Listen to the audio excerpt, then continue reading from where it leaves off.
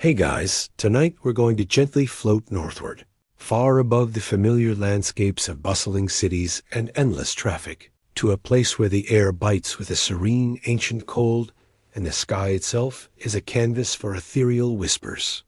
Imagine, if you will, being wrapped in layers of thick caribou hide, the only sound the soft crunch of snow underfoot, and overhead a celestial ballet begins. Ribbons of green, purple, and crimson undulate and shimmer, a silent, breathtaking dance in the velvet blackness. This isn't just a light show. It's a conversation, an ancient dialogue with the very fabric of existence.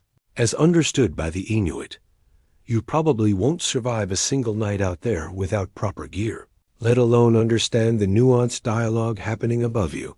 But that's why we're here, isn't it? To gently unpack these ancient mysteries from the comfort of your cozy bed. So before you get comfortable, take a moment to like the video and subscribe, but only if you genuinely enjoy what I do here. And if you're listening, let me know in the comments where you are and what time it is for you.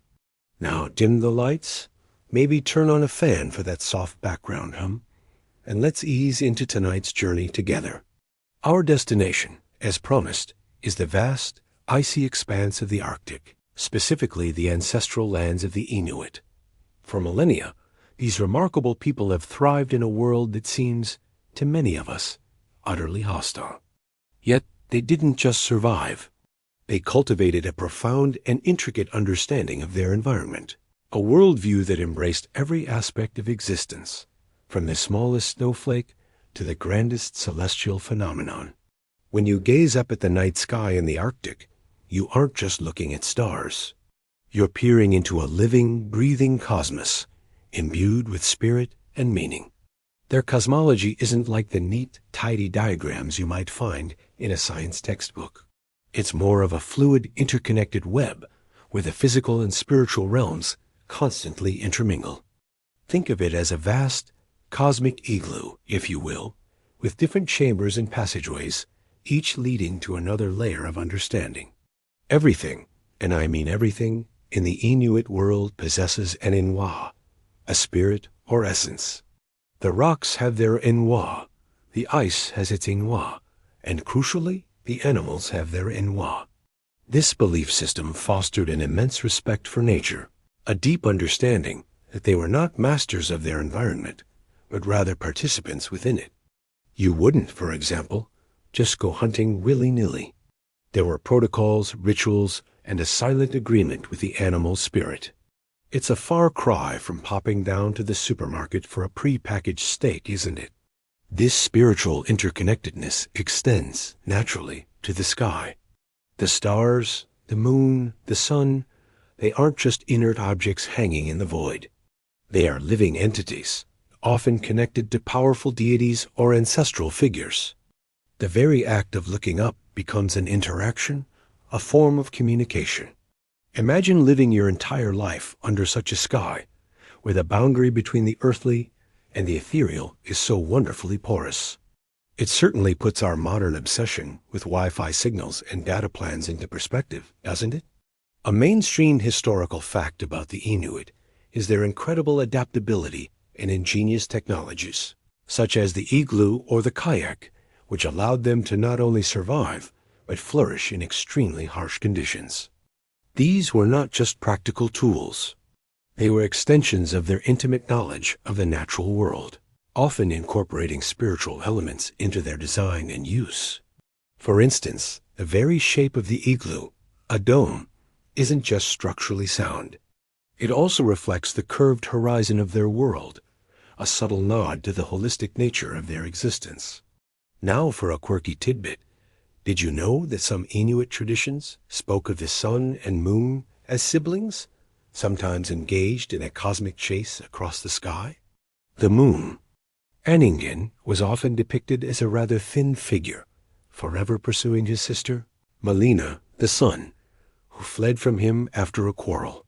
This perpetual chase, they believed, explained the cycles of day and night. It's a rather dramatic family saga playing out on a cosmic scale, wouldn't you agree? far more entertaining than the usual scientific explanations of planetary rotation, especially if you're trying to lull yourself to sleep. The fascinating aspect of these traditional beliefs is how they informed everyday life. Every hunt, every journey, every decision was made with an awareness of these spiritual connections. The land wasn't just land, it was teeming with inua. The sea wasn't just water, it was the domain of Sedna, the powerful sea goddess who controlled the availability of marine animals. This intricate web of belief provided not just comfort, but also a moral framework, a sense of responsibility towards the world around them. Historians still argue whether the complexity of these spiritual beliefs was a direct response to the challenging environment, or if it developed more organically, a testament to the human mind's innate need for narrative and meaning in the face of the vast unknown. Regardless, it created a rich tapestry of understanding that helped them navigate both the physical and metaphysical landscapes. As you settle deeper into your imaginary, cozy igloo, feeling the gentle hum of the cold outside, our gaze naturally drifts upwards, past the earthly concerns, to the very heart of tonight's story.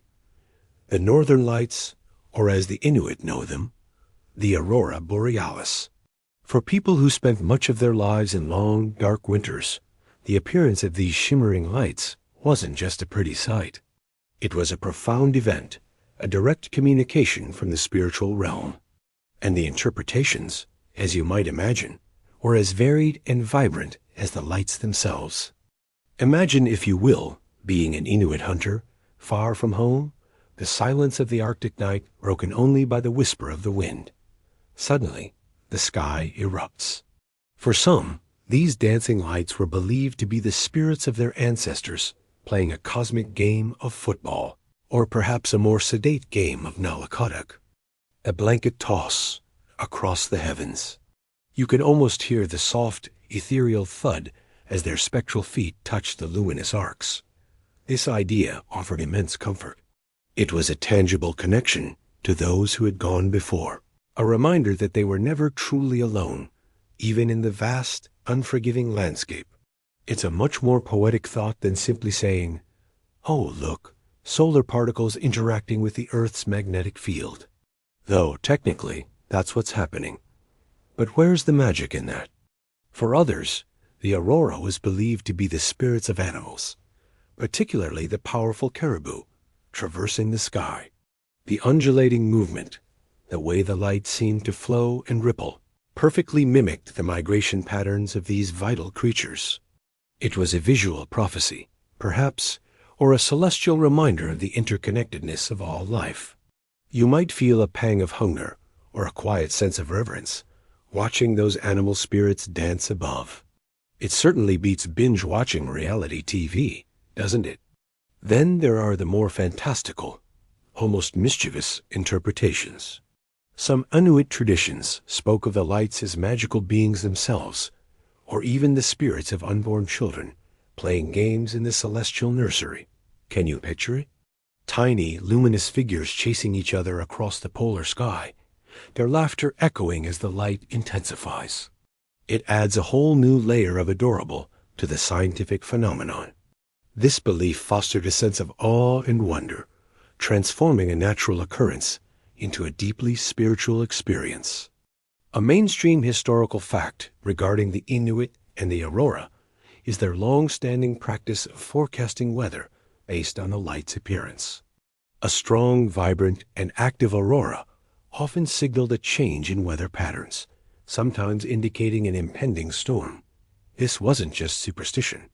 It was practical knowledge, honed over centuries of close observation.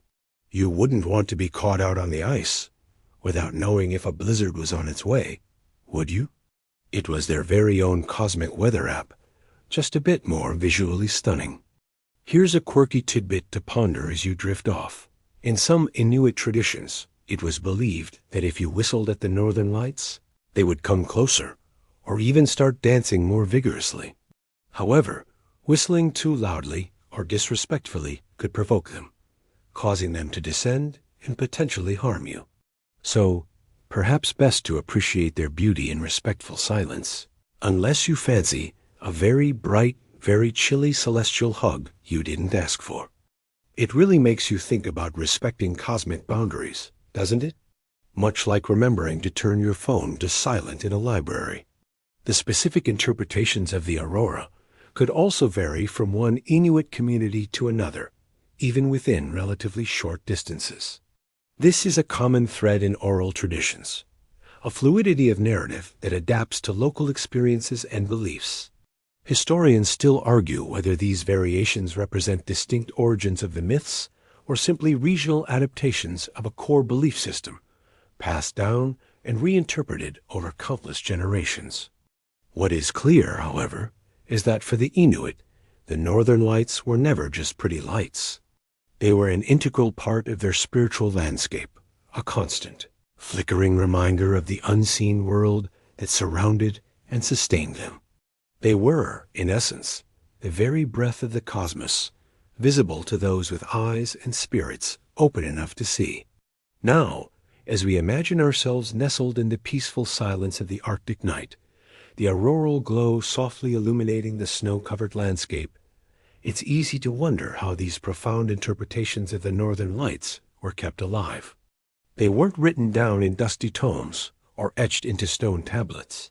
No, these vibrant beliefs were woven into the very fabric of Inuit oral tradition and storytelling, passed down from elder to child, from hunter to novice, often during those incredibly long, dark winter nights. Picture this. You're gathered with your family, perhaps in a large, communal igloo, the only light flickering from a seal oil lamp. Outside, the wind howls a mournful tune and the cold presses against the snow walls. But inside, there's warmth, the smell of shared food, and the soft murmur of voices. This was the setting for countless hours of storytelling, a vital part of Inuit life. These aren't just bedtime stories in the conventional sense. They were lessons, histories, warnings, and entertainment, all rolled into one. And unlike some modern tailies, there were no screens involved. Imagine that. The stories of the aurora were particularly potent during these dark periods. With the sun absent for months, the northern lights became the dominant celestial feature, a nightly spectacle demanding interpretation. The elders, with their vast knowledge and experience, would recount the legends, sometimes in a hushed, reverent tone, other times with a touch of gentle humor as they described the ancestors playing their cosmic games. You'd hang on every word, not just for the entertainment, but for the wisdom embedded within. It was a primary way of understanding the world around you, a cultural GPS for life in the Arctic. These storytelling sessions weren't merely passive listening events. There was often a call and response element, questions from the younger generation, and sometimes even dramatizations. The storyteller might use different voices, rhythmic pacing, and subtle gestures to bring the narratives to life. It was a performance, an art form perfected over countless generations. You might even find yourself mimicking the movements of the lights with your hands as the elders spun their tale, completely immersed in the narrative. It truly was the original virtual reality. A mainstream historical fact about Inuit oral tradition is its incredible richness and complexity, encompassing a vast array of myths, legends, songs, and historical accounts. This tradition served as the primary means of transmitting knowledge, cultural values, and survival skills across generations. Without written language in the traditional sense, the precision and memorization required for this oral transmission were paramount. It's a testament to the human capacity for memory and narrative. Here's a quirky tidbit about Inuit storytelling. Sometimes, the tales were told in a very specific, almost sing-song cadence, designed to lull listeners into a trance-like state, making the narratives even more impactful and memorable. It was an early form of a semiar, perhaps tailored to the specific needs of a culture that spent long hours in relative darkness. Imagine being gently guided into a deeper understanding of the cosmos, simply by the rhythm of a storyteller's voice. It beats counting sheep, doesn't it? The beauty of oral tradition, especially in a fluid and changing environment like the Arctic, is its adaptability. While core elements remained consistent, the stories could evolve, incorporate new experiences, or even reflect changes in the community. Historians still argue whether the exact phrasing of these legends was rigidly maintained, or if there was a certain degree of creative flexibility for individual storytellers to adapt the narratives to their audience and context. What is undeniable is the power of these spoken words to connect generations, to imbue the natural world with profound meaning, and to transform the daunting darkness of winter into a time of shared wonder and intimate connection with the cosmos, particularly with the gentle, mysterious glow of the northern lights. As the gentle hum of the Arctic night settles around you and the last echoes of the storytelling fade, it becomes clear that the Inuit understanding of the northern lights wasn't just a matter of myth.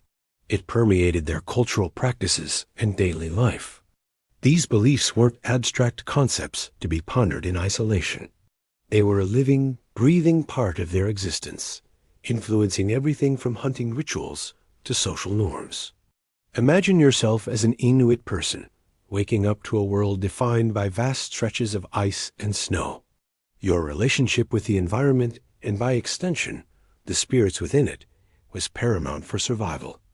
The aurora, then, wasn't just a spectacle. It was a powerful reminder of the unseen forces at play. For instance, there were often specific taboos associated with the northern lights. You wouldn't, for example, point directly at them, lest you offend the spirits dancing in the sky. It's a bit like being told not to stare in polite company, but with much higher stakes. Offending celestial ancestors is probably worse than an awkward dinner party. Wouldn't you agree? Children were often taught from a young age to respect the aurora, not to make loud noises or draw undue attention to themselves when the lights were active. This wasn't about fear, but rather reverence and a healthy dose of caution. The spirits, whether ancestral or animal, were powerful, and interacting with them required a delicate touch. You might be told stories of individuals who disregarded these warnings and faced consequences, perhaps getting tangled in the light's energetic ribbons or being led astray on the ice. These narratives served as important lessons in humility and respect for the natural world. The presence of the aurora could also influence hunting expeditions. A strong, vibrant display might be seen as a good omen, indicating plentiful game, or conversely, it might suggest that the animal spirits were particularly active and perhaps best left undisturbed for a time. Decision-making in the Arctic was often a finely tuned balance of practical knowledge, environmental observation, and spiritual intuition. It wasn't always a straightforward, go left or go right. Sometimes the sky offered its own counsel. You can almost feel the weight of those decisions, can't you, knowing that your next meal, or even your survival, might depend on correctly interpreting the celestial signs. A mainstream historical fact is that traditional Inuit society was highly communal, emphasizing cooperation and sharing within the group as essential for survival in their harsh environment. This communal spirit extended to their spiritual practices, with shamans often serving as intermediaries between the human and spirit worlds, sometimes drawing upon the power of the aurora in their rituals. These spiritual leaders played a crucial role in maintaining balance and harmony within the community and with the natural world. Now for a quirky tidbit. Some Inuit beliefs held that the northern lights could actually be communicated with, not just observed. Some shamans or particularly sensitive individuals were said to be able to whisper to the lights, or even to hear them whispering back. The rustling sounds sometimes associated with the aurora, often described as like crackling fire or rustling silk, were believed by some to be the voices of the spirits speaking. Imagine lying in your bed, listening intently, trying to discern the ancient murmurs of the universe from the gentle hum of your fan. It gives a whole new meaning to talking to the light, doesn't it? The subtle shifts in color and intensity of the aurora could also be interpreted as messages or warnings. A particularly strong red hue, for example, might have different implications than a gentle green shimmer. This nuanced understanding highlights the deep observational skills cultivated by the Inuit over millennia. Historians still argue whether these specific color interpretations were widespread across all Inuit groups, or if they were more localized beliefs passed down within smaller family units or communities. Regardless, the constant presence of the aurora, woven into the very fabric of their daily existence, provided a powerful, ever-present connection to their rich spiritual world, reinforcing their place within the grand, shimmering tapestry of the cosmos. Even as the modern world encroaches, and the glow of distant towns sometimes competes with the natural brilliance overhead, the ancient beliefs and profound reverence for the northern lights continue to resonate within contemporary Inuit identity and culture. These aren't just dusty relics of the past. They are living traditions, adapting and persisting, much like the Inuit themselves have adapted to countless changes over millennia. You see, for many Inuit people today, the stories of the aurora still hold immense meaning. While scientific explanations are now readily available, they don't necessarily diminish the spiritual interpretations. Instead, they often exist side by side, two different lenses through which to view the same magnificent phenomenon. It's like knowing the physics behind a beautiful painting, but still being moved by its artistry and the emotion it evokes. You can understand the wavelengths of light that create the green glow, but still feel a shiver of awe imagining ancestral spirits playing in the celestial realm. The act of watching the aurora is still, for many, a deeply spiritual experience. It connects them to their ancestors, to the land, and to a continuity of culture that stretches back thousands of years. It's a powerful reminder of who they are and where they come from. Imagine sitting with an elder who describes the lights as the breath of the ancestors, while simultaneously knowing that charged particles from the sun are colliding with atmospheric gases. Both truths can coexist, adding layers of richness to the experience. It's a remarkably sophisticated way of looking at the world, wouldn't you agree? Far more nuanced than simply choosing one explanation over the other. A mainstream historical fact is that Inuit culture has shown remarkable resilience in the face of colonization and rapid modernization. Despite immense pressures, core aspects of their language, art, and oral traditions have been preserved and revitalized. This includes their deep connection to the land and, naturally, to the celestial phenomena that have shaped their worldview, like the northern lights. Here's a quirky tidbit. In some modern Inuit art and storytelling, the aurora is depicted in new and innovative ways, sometimes incorporating contemporary elements while still honoring traditional meanings. You might see digital art installations inspired by the legends, or new musical compositions that seek to evoke the feeling of standing under the dancing lights. It's a beautiful fusion of the ancient and the modern, ensuring that these powerful narratives continue to evolve and remain relevant for future generations. It reminds you that culture is a living thing, not a static museum exhibit. The enduring mystery of the aurora, despite all our scientific advancements, is perhaps its most captivating quality. Even with satellites, observatories, and sophisticated models, there's still an inherent wonder, a primal awe that it evokes. For the Inuit, this mystery has always been a source of profound meaning. It's a reminder that there are aspects of the universe that transcend simple explanation, that the world is filled with magic and spirit, if you only open your eyes, and perhaps your heart, to see it. Historians still argue about the precise origins and dissemination of specific aurora myths across the vast Arctic region, but there's no debate about the enduring power of these legends to define and enrich Inuit identity. The gentle glow continues to guide, inspire, and connect. As our journey through the shimmering world of the Inuit and their northern lights draws to a close, you might find yourself feeling a profound sense of peace. The distant hum of the cosmic dance, the soft whispers of ancient ancestors, the quiet strength of a culture woven deeply into the fabric of its environment. These are the images we carry. Let the gentle, undulating light of the aurora, whether real or imagined, wash over you. Feel the subtle currents of air as it moves, like a celestial silk curtain rippling through the heavens. Your mind, too, can now begin to slow, the thoughts growing softer, more diffuse, like the gentle fade of starlight before the dawn. Allow yourself to drift on these quiet currents, knowing that even in the deepest darkness, there is always light and always a story